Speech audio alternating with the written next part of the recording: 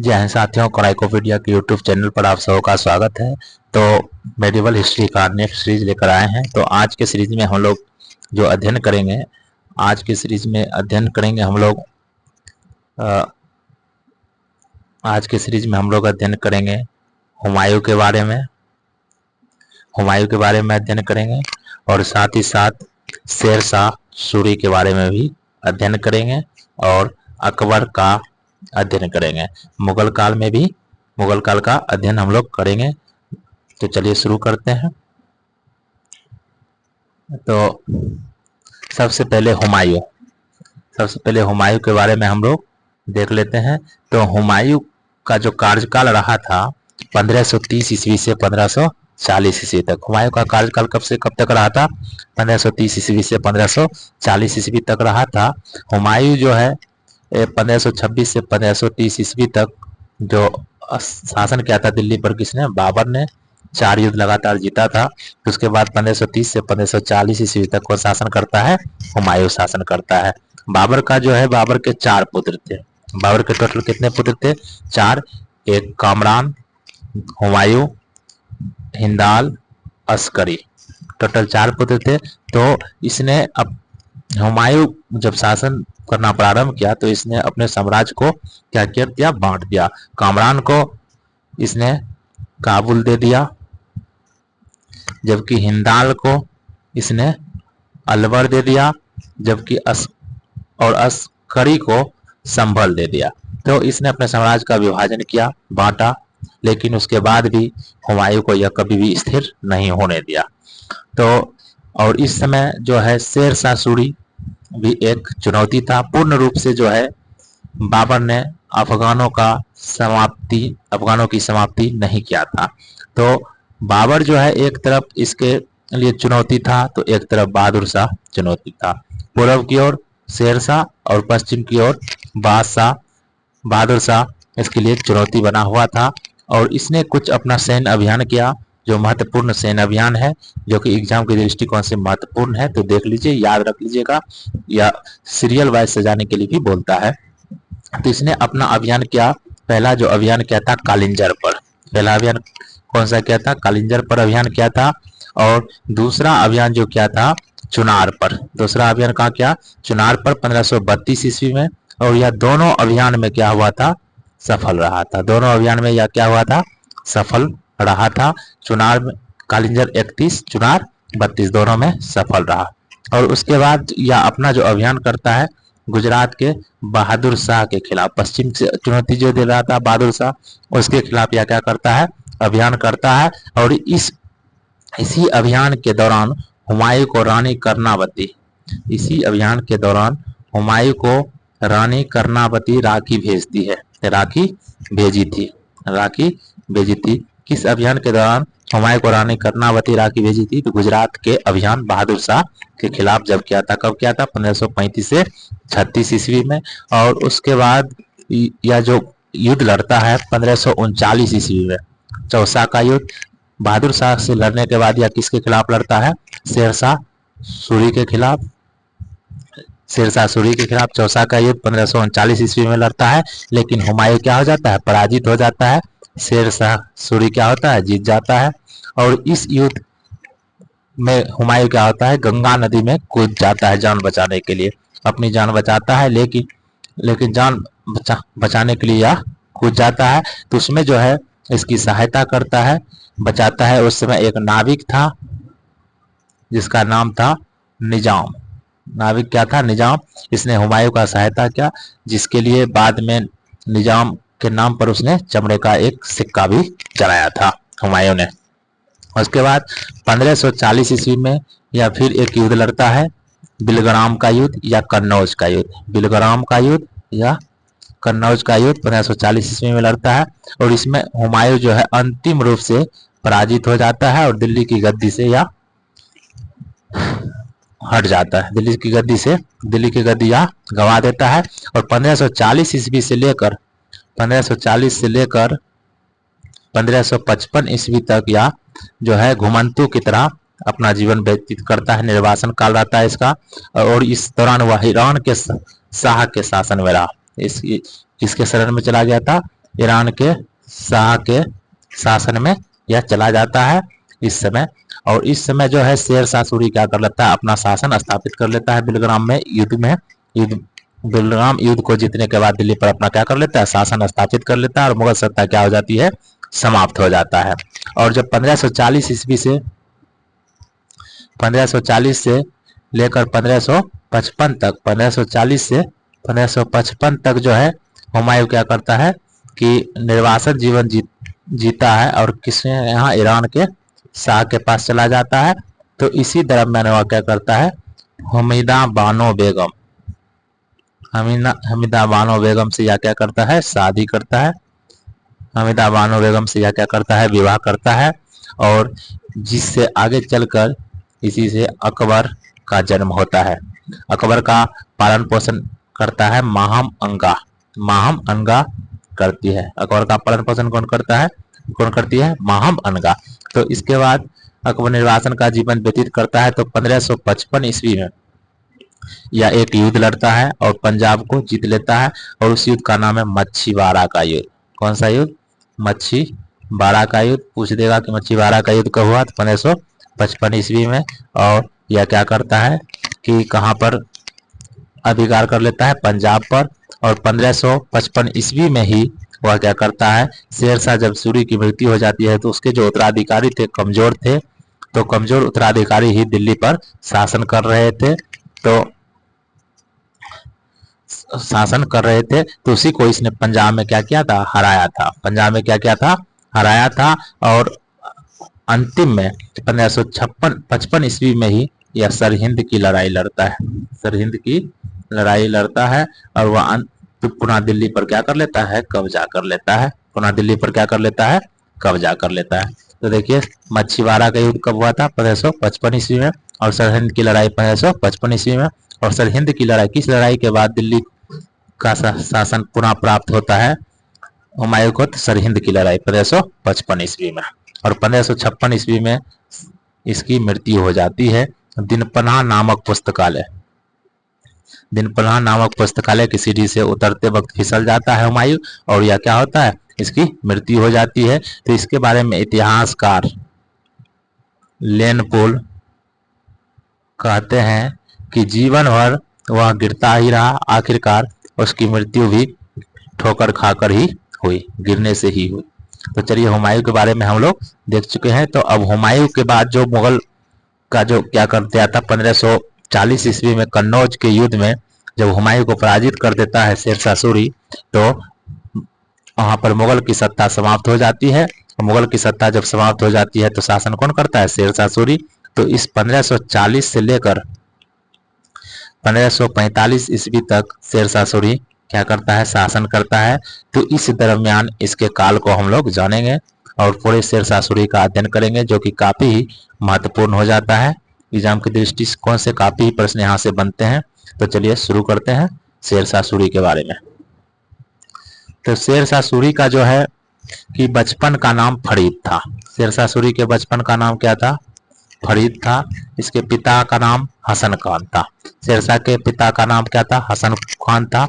और यह जौनपुर के सूबेदार थे। कई बार पूछा जा चुका है, कहाँ के सूबेदार थे शेर शाह के पिता, जौनपुर के सूबेदार थे। और शेर खान के बचपन का नाम फरीद था, तो इसे शेर खान की उपाधि दिया था बहार खान लोहानी ने। किसने दिया था, बहार खान लोहानी ने। बहार खान लोहानी कहाँ का था, बिहार का था। कहाँ का था, बिहार का था। यहाँ तक में दिक्कत नहीं होना चाहिए। बहार खान लोहानी की जब मृत्यु हो जाती है तो इसकी बेगम दूदू खान से शेर शाह सूरी क्या कर लेता है, विवाह कर लेता है। शेर शाह सूरी क्या करता है, बहार खान लोहानी की जब मृत्यु हो जाती है तो उसकी बेगम दूदू खान से या क्या कर लेता है, विवाह कर लेता है। तो चलिए शेर शाह सूरी के अभियान को हम लोग देख लेते हैं, जो कि काफी महत्वपूर्ण है। तो शेर शाह सूरी का जो पहला अभियान था 1529 ईस्वी में, जो बंगाल के शासक नुसरत खान के खिलाफ इसने अभियान चलाया था और नुसरत खान को क्या किया था, पराजित किया था। नुसरत खान को क्या किया, पराजित किया। तो बंगाल के शासक नुसरत खान को पराजित किया कब, 1529 ईस्वी में। और 1530 ईस्वी में इसने चुनार पर अधिकार कर लिया। शेर शाह सूरी चुनार पर अधिकार कब कर लेता है, 1530 ईस्वी में चुनार पर अधिकार कर लेता है। और चुनार के जो किलेदार की विधवा थी लाड मालिका, लाड मालिका लाड मालिका लाड मलिका से भी क्या कर लेता है, विवाह कर लेता है, विवाह कर लेता है। और 1534 ईस्वी में यह सूरजगढ़ का युद्ध लड़ता है, जिसमें सूरजगढ़ के युद्ध में बिहार और बंगाल के कई शासकों को पराजित करता है, बिहार और बंगाल के कई शासकों को पराजित करता है सूरजगढ़ के युद्ध में। तो यहाँ तक शासक बनने से पूर्व जो अभियान किया था 1529 में बंगाल के शासक नुसरत खान के खिलाफ, और इसे पराजित भी किया। और 1530 ईस्वी में चुनार पर अधिकार किया और इसके किलेदार जो मृत्यु हो गया था उसकी पत्नी लाड मालिका से विवाह कर लिया। और 1534 ईस्वी में सूरजगढ़ के युद्ध में बिहार और बंगाल के कई शासकों को पराजित किया। अब शेरशाह सूरी के शासक बन जाता है कब, 1540 ईस्वी में। तो इससे पहले 1539 में एक युद्ध लड़ता है चौसा का युद्ध। चौसा के युद्ध में यह किसको पराजित करता है, हुमायूं को पराजित करता है। और हुमायूं जान बचाकर भागता है, नदी में गिर जाता है। तो इसकी सहायता कौन करता है, इसकी जो सहायता करता है एक नाविक था जिसका नाम क्या था, शेरशाह की सहायता करता है नाविक था, उसका नाम था निजाम। क्या नाम था, निजाम था, सहायता करता है। उसके बाद अंतिम रूप से 1540 में शेरशाह सूरी हुमायूं को क्या करता है, पराजित करता है और दिल्ली पर शासन आरंभ करता है। तो यहाँ तक जो था दिल्ली पर शासन स्थापित करने से पहले, सूर्यवंश स्थापित करने से पहले का इसका अभियान था। और जब शासक बन जाता है तो उसने जो महत्वपूर्ण अभियान किया था उन सभी अभियानों को देख लेते हैं। तो शासक बनने के बाद इसका जो पहला अभियान था मारवाड़ के खिलाफ, शासक बनने के बाद इसका पहला अभियान किसके खिलाफ था, मालवा के खिलाफ, सॉरी मालवा के खिलाफ 1542 ईस्वी में इसके खिलाफ था, मालवा के खिलाफ। मालवा के खिलाफ इसका पहला अभियान था, बहुत ही इंपॉर्टेंट है, पूछता है। और 1545 ईस्वी में इसने दूसरा सैन्य अभियान किया रायसेन पर। कहां पर किया, रायसेन पर, जो कि एक शेरशाह सूरी के चरित्र पर कलंक माना जाता है। कौन सा अभियान शेरशाह के चरित्र पर कलंक माना जाता है, तो रायसेन पर। रायसेन पर इस अभियान में शेरशाह सूरी ने क्या किया, राजपूत शासक पूरनमल जो था उसकी विश्वासघात करके हत्या कर दी थी। तो शेरशाह सूरी का रायसेन अभियान उसके चरित्र पर कलंक है। कौन सा अभियान, तो रायसेन अभियान, बहुत ही इंपॉर्टेंट है, पूछता है। और 1544 ईस्वी में 1544 पहले मालवा पर क्या था 1542 में, और 1544 ईस्वी में इसने मारवाड़ पर, कहां पर, मारवाड़ पर इसने क्या किया था, अभियान क्या था, मारवाड़ का अभियान क्या था, मारवाड़ के विरुद्ध। मारवाड़ का शासक कौन था उस समय, मालदेव। कौन था, मालदेव था, मालदेव, ठीक, कौन था, मालदेव था। और मालदेव था मारवाड़ का शासक मालदेव। इस युद्ध में जेता और कुंपा की वीरता का महत्वपूर्ण उल्लेख मिलता है। मारवाड़ के विरुद्ध युद्ध में किसका, जेता और कुंपा की वीरता का उल्लेख मिलता है, किस युद्ध में, मारवाड़ के युद्ध में। और इसी युद्ध के बारे में शेरशाह सूरी ने कहा था कि मैं मुट्ठी भर बाजरे के लिए पूरे हिंदुस्तान की बादशाहत खो देता, मैं मुट्ठी भर बाजरे के लिए पूरे हिंदुस्तान की बादशाहत खो देता, हिंदुस्तान की बादशाहत खो देता। किस अभियान में शेरशाह सूरी ने कहा था, मारवाड़ अभियान में। कौन अभियान में, मारवाड़ में, बहुत बार पूछा जा चुका है, तो याद रखिएगा। और 1545 ईस्वी में रायसेन पर जो किया था यह इसके जीवन का कलंक माना जाता है, शेरशाह सूरी के जीवन का यह अभियान जो है कलंक माना जाता है। कौन सा अभियान, रायसेन पर। और अंतिम अभियान जो था 1535 ईस्वी में या कालिंजर के विरुद्ध इसका अभियान था। और इसी अभियान के दौरान उक्का नामक आग्नेयास्त्र से जो गोला निकला था उसके फट जाने से इसकी मौत हो जाती है शेरशाह सूरी के। तो शेरशाह सूरी के बारे में सभी पॉइंट देख चुके हैं। तो चलिए नेक्स्ट, शेरशाह सूरी के कुछ महत्वपूर्ण कार्य थे तो उसके बारे में भी हम लोग देख लेते हैं। प्रशासन के, शेरशाह का जो प्रशासन था उसमें हम लोग देख लेते हैं। तो शेरशाह के प्रशासन के रूप में, तो प्रशासक के रूप में इसे अकबर का पूर्वगामी कहा जाता है। पूछ देता है बहुत बार, किस शासक को प्रशासक के रूप में अकबर का पूर्वगामी कहा जाता है, तो शेरशाह सूरी के शासन को, शेरशाह सूरी को। और शेरशाह सूरी ने क्या किया था, ग्रांड ट्रंक रोड बनाया था। शेरशाह सूरी ने क्या बनाया था, ग्रांड ट्रंक रोड बनाया था। और शेरशाह सूरी ने दाग और हुलिया पद्धति को अपनाया था सेना के लिए, ताकि इसे कोई दिक्कत नहीं हो। तो दाग और हुलिया की पद्धति क्यों भी अपनाया था। अब यह न्याय व्यवस्था की, इसके न्याय व्यवस्था की तारीफ करता है, शेरशाह सूरी के न्याय व्यवस्था की तारीफ करता है कौन, अब्बास खान शेरवानी। शेरशाह की न्याय व्यवस्था की कौन तारीफ करता है, अब्बास खान शेरवानी।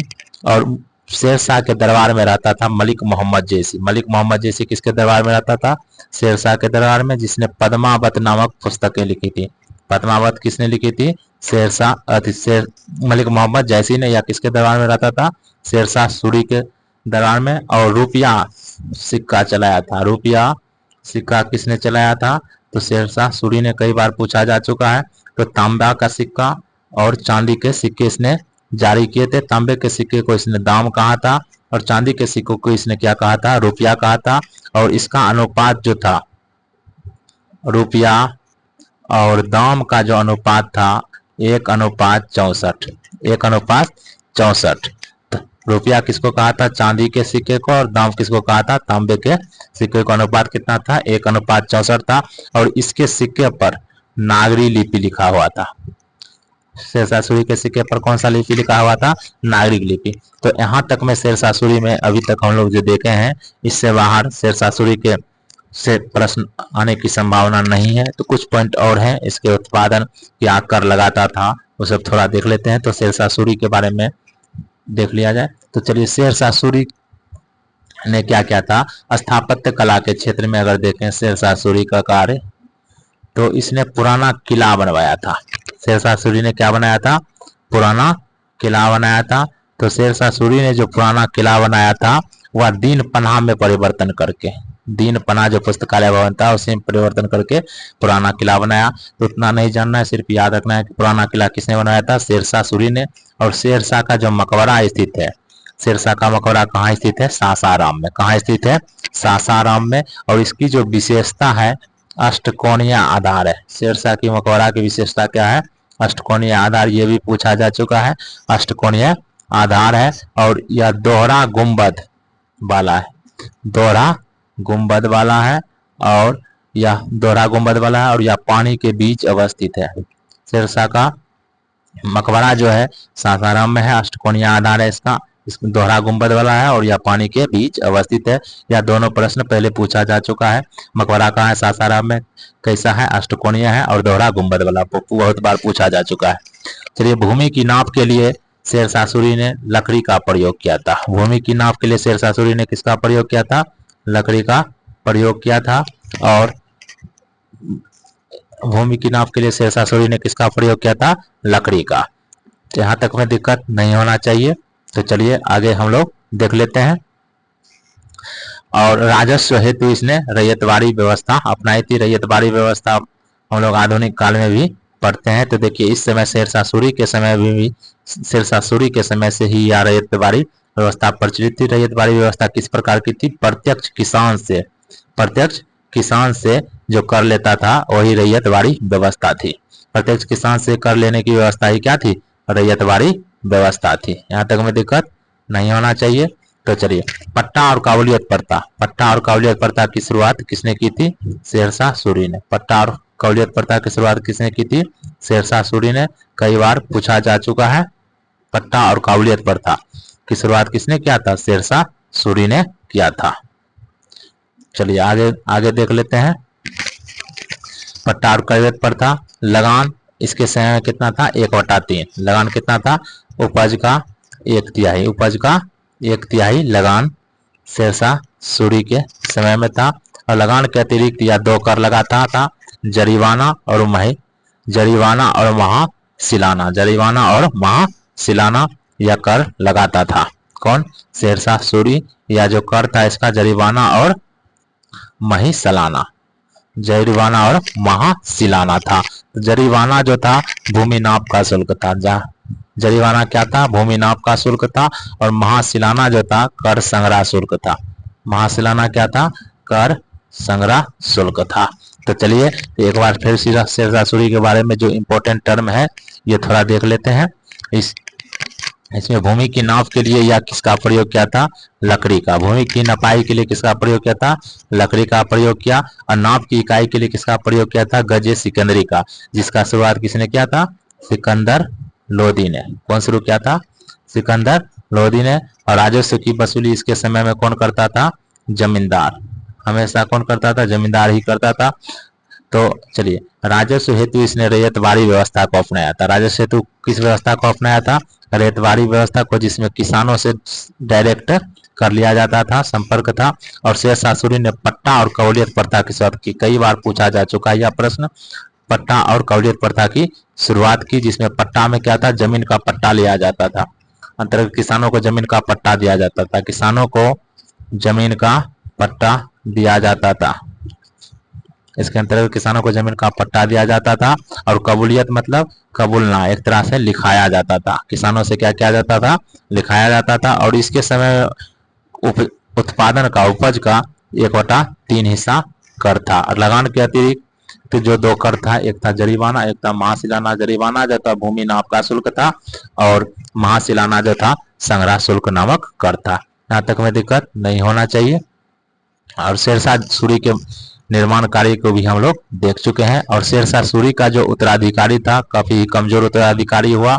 एक इस्लाम शाह था, फिरोज शाह था और आदिल शाह था। शेरशाह सूरी का जो उत्तराधिकारी था उतना योग्य नहीं था। शेरशाह सूरी का उत्तराधिकारी योग्य नहीं था। एक इस्लाम शाह था, एक फिरोज शाह था, आदिल शाह था। इस्लाम शाह, फिरोज शाह, आदिल शाह। यहाँ तक में दिक्कत नहीं होना चाहिए। आदिल शाह का ही प्रधानमंत्री था हेमू। आदिल शाह का प्रधानमंत्री कौन था? हेमू था। आदिल शाह का प्रधानमंत्री कौन था? हेमू था, जिसे इतिहास में हेमू विक्रमादित्य के नाम से जानते हैं। हेमू विक्रमादित्य के नाम से जाना जाता है। इस हेमू विक्रमादित्य के नाम से जाना जाता है। इसके बाद जो है, आदिल शाह के बाद हुमायूं क्या करता है?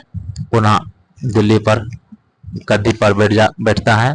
और 1556 ईस्वी में हुमायूं क्या हो जाती है? मृत्यु हो जाती है। और मृत्यु हो जाती है तो यहाँ से किसका शासन शुरू होता है? अकबर का शासन शुरू होता है। तो अकबर का शासन कब से शुरू होता है? 1556 ईस्वी से। यहाँ तक में हम लोग देख चुके हैं। आज के वीडियो में हम लोग देखे हैं हुमायूं और शेरशाह। हुमायूं और शेरशाह। हुमायूं के बारे में पूरा देख चुके हैं और शेरशाह के बारे में देख चुके हैं। तो यहाँ से काफी ही महत्वपूर्ण प्रश्न एग्जाम के दृष्टिकोण से बनता है, तो सभी को कवर कराया गया है। तो इस वीडियो को देखें और शेयर करें। वीडियो देखने के लिए धन्यवाद। नेक्स्ट वीडियो में हम लेकर आएंगे अकबर। अकबर के बारे में जानेंगे, अकबर के कार्य के बारे में जानेंगे। तो नेक्स्ट वीडियो बहुत ही जल्द आएगा। वीडियो देखने के लिए धन्यवाद।